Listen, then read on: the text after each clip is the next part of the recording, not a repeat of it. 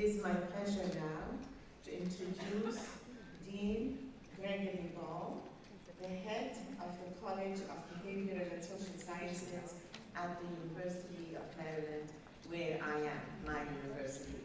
I am really delighted that our Dean is with us. He traveled specially to attend this conference because he's a total believer, an in-depth believer, a committed person to the equality between men and women, to the concept of human rights for both men and women, girls and boys. Our Dean, Dean Ball, oversees one of the largest colleges at the University of Maryland. He maintains a research lab in the Department of Psychology, where he focuses on the interrelation of hormones, the brain, and reproductive behavior.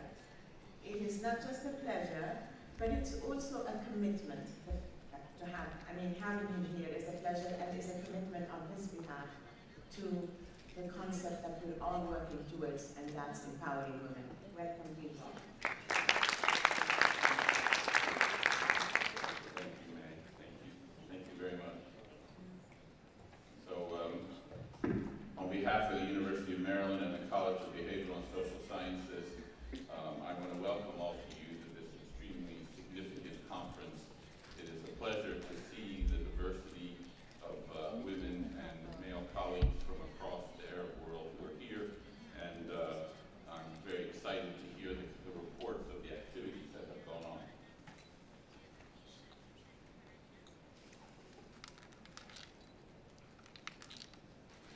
Yes, Has? Would you please take the clicker and work with it? You can do that when you need. Can you just advance the slide? Thanks.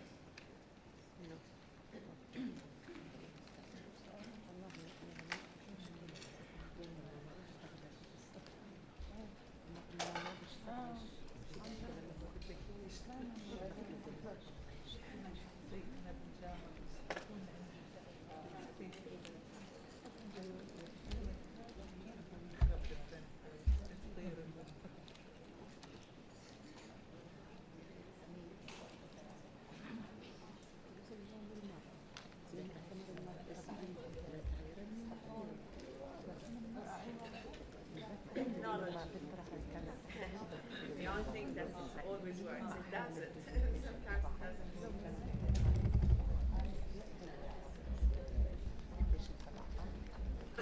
Okay, here it is.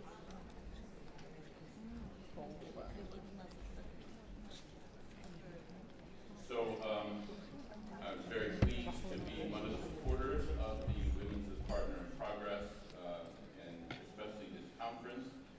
We're very grateful to the leadership that is here, and especially to the program at the Department of State.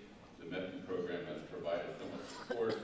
And I especially want to acknowledge May Rihani, who was the director of the Gibran Chair for Values and Peace. And she has been a tremendous leader of this program, who over the years of working with her, I've come to genuinely admire for her energy and her commitment to this important cause.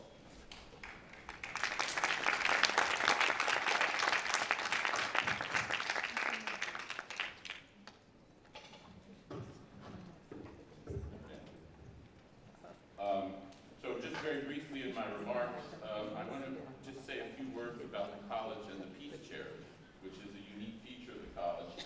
And in particular, I just want to give a little background on the Gibran Chair that May directs, and then just make some observations about the challenges facing women based on my perspective as Dean in higher education. So next slide. So the college that May is a member of is the Social Science College, which has about 5,000 students who are enrolled in it. We teach 129,000 credits. And we have departments such as sociology, political science, economics, psychology, criminology, anthropology, and things like that. And this college does basic research, but also tries to reach out and solve and address problems in society that our skill set can observe. And this is the spirit of what May has been doing as leader of the Gibran Chair. Next, please. So there are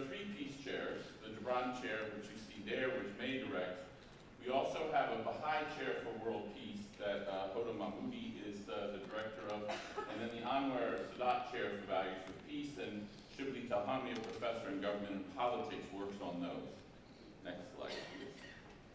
Now, why do we have such peace chairs?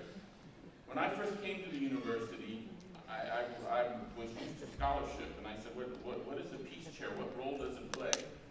And I think what's important to keep in mind is that we're a state university, we're a secular university, and we're often criticized for not teaching students more than just technical subjects that prepare them for jobs.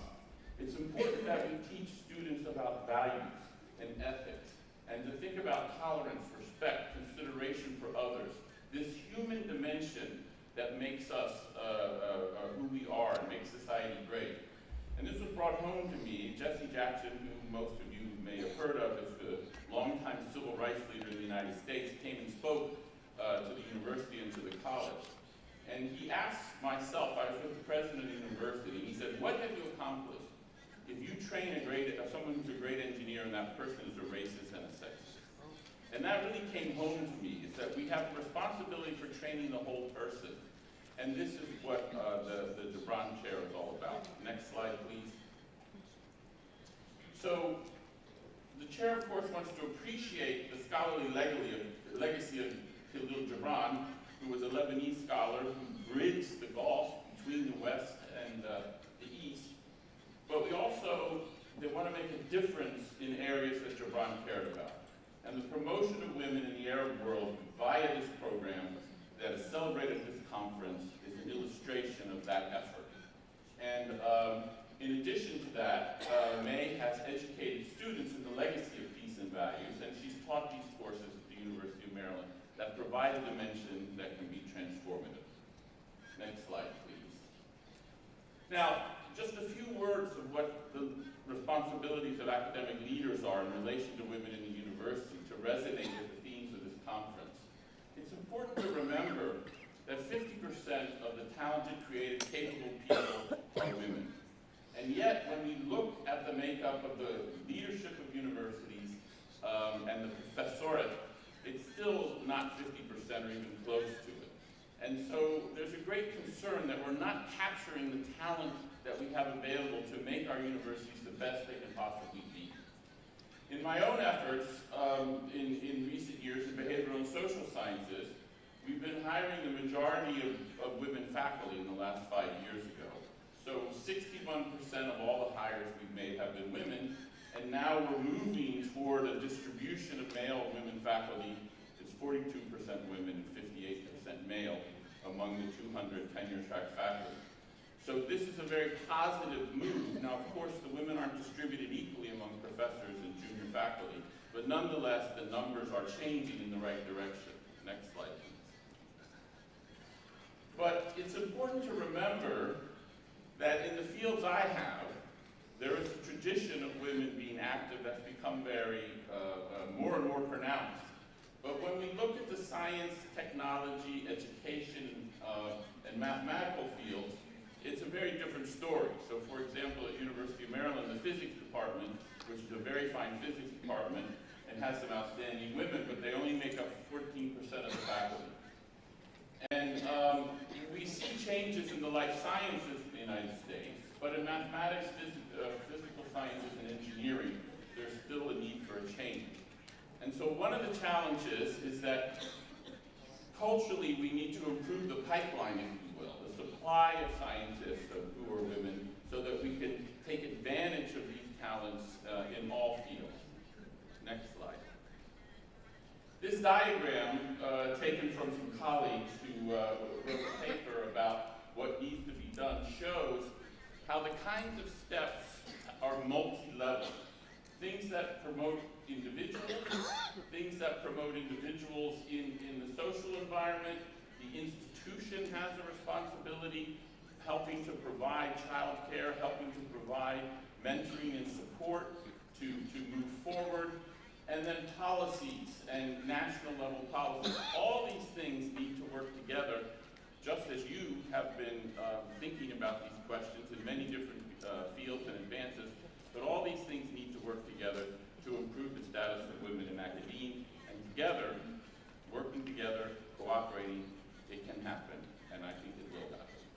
anyway, I'm looking, do I have a last slide? I think it's at the end. Yes. Thank you for your attention, and looking forward to, from the program, what looks to be a fascinating conference. I'm very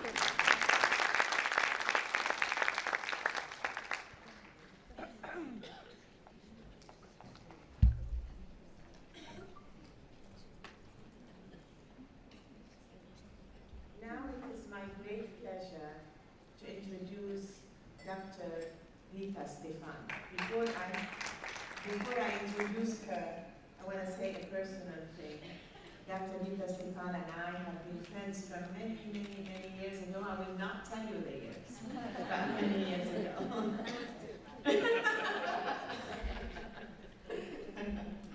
Okay, Dr. Rita Stephan is the director of the Middle East Partnership Initiative, what we call MEPI, and you all heard about MEPI. And in all of our workshops, conferences, seminars, we mentioned that this program is funded by MEPI. And MEPI is at the US State Department, Wizard Hajji Al-Akali. So she's been there for over 8 years, and she's been there on a track with a track record of success. And she's been climbing up that ladder of success. And I believe she will continue doing so. And she promised me and herself that she will reach the top.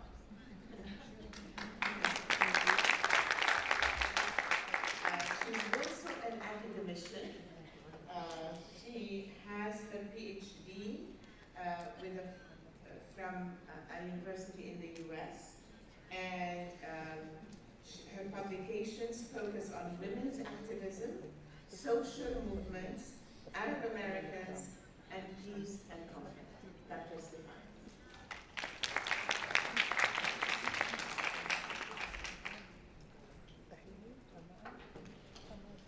Hello everybody. رح أحاول أحكي بالعربي بس بدي تعذروني لأنه هي أول مرة بلقي خطاب بالعربي.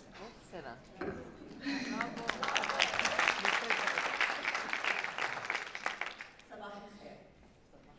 يشرفني أن أرحب بضيوفنا الكرام. أولاً أريد أن أشكر السيدة مي ريحاني على تنظيم هذا المؤتمر المميز الذي لا مثيل له والذي أعتبره حدثاً تاريخياً.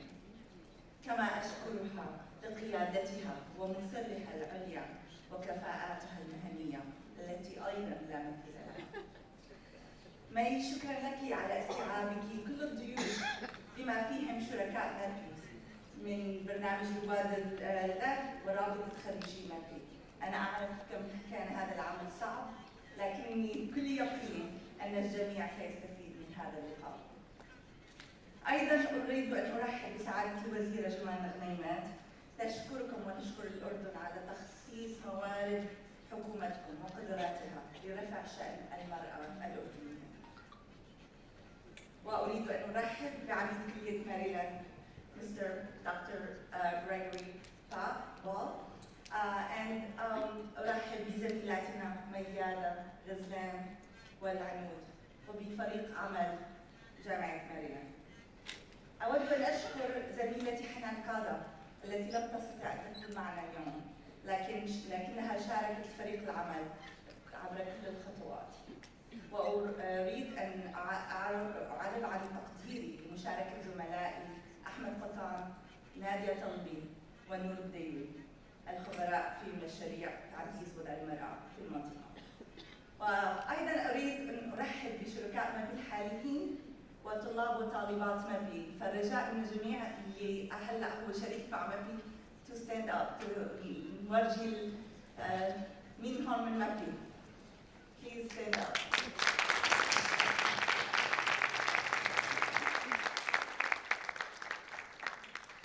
اسمحوا لي قليلاً أن أتحدث عن مبادرة MEPI. تم إطلاق مبادرة MEPI، مبادرة الشراكة الشرق أوسطية الأمريكية في عام 2002 أثر إصدار تقرير التنمية البشرية العربية ولمعالجة الفروقات بين الحريات السياسية والاقتصادية وفي حقوق المرأة في الشرق الأوسط وشمال أفريقيا. لقد تغيرت رؤيتنا عبر مر السنين تجاوبا مع التغيرات السياسية والاجتماعية والاقتصادية في المنطقة. أنا فخورة بأن مابي في السنوات الأخيرة القليلة قد ركزت رؤيتها على تعزيز شراكات هادفة وفعالة بين المواطنين والمجتمع المدني والقطاع الخاص والحكومات في المنطقة لمواجهة التحديات المحلية وتعزيز المصالح المشتركة في مجالات الحوكمة التشاركية والفرص والإصلاحات الاقتصادية. أريد أن أركز على الحوكمة التشاركية للأسباب التالية.